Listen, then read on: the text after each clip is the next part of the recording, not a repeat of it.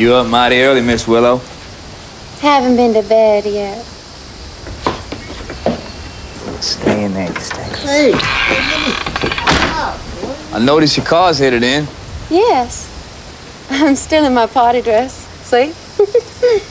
Hey! Ow! Come on out, Mr. Dobine. Don't let him bully you that way. So, Bryce, describe the look of this character, creating that flapper look. I mean, it's the hair and makeup team had a really fun time creating this character, Emmanuel Miller and Vivian Baker, the makeup artist and hair designer.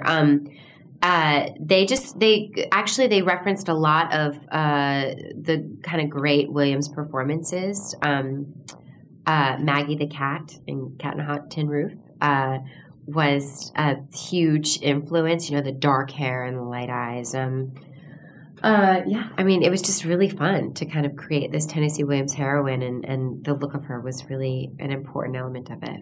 Tell me, did you dance before this film? Oh my gosh. No.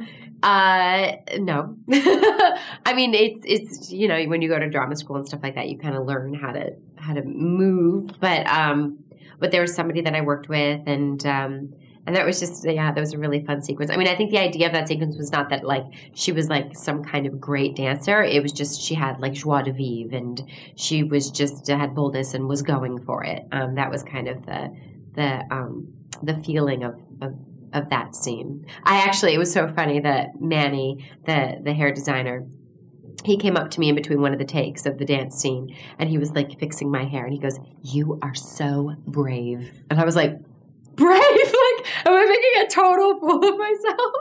But it was really fun. You got to do hot jazz. Yeah, it's true. Yeah, a little. Jazz hands. Mm-hmm. Do you think you could have lived in that time? I mean, it's actually one of the most wonderful things about doing a film like this is that, you know, often when people are asked, you know, what if you could live at any time period, what would it be? And a lot of people say the 1920s. But kind of the more glamorous, you know, fun side of the 1920s, and that's really what this film was. So yeah, it was great. I mean, it was really great. And Chris Evans and I just had so much fun together. Just, you know, him wearing the suits and me with the coat and the dresses and the fabulous car. I mean, it was really fantastic. And he's very easy on the eyes. Chris Evans is a good-looking dude. Yeah, he's awesome and such a talented actor. I mean, it was really, I just felt so lucky to work with someone like him because he comes from a theatrical background and so do I. So we really treasure our rehearsal period and we were just rehearsing until 4 a.m, just all the time. And I just felt really lucky to work with somebody who was, you know, asking for that as well. Whenever I see Tennessee Williams, I always want a mint julep.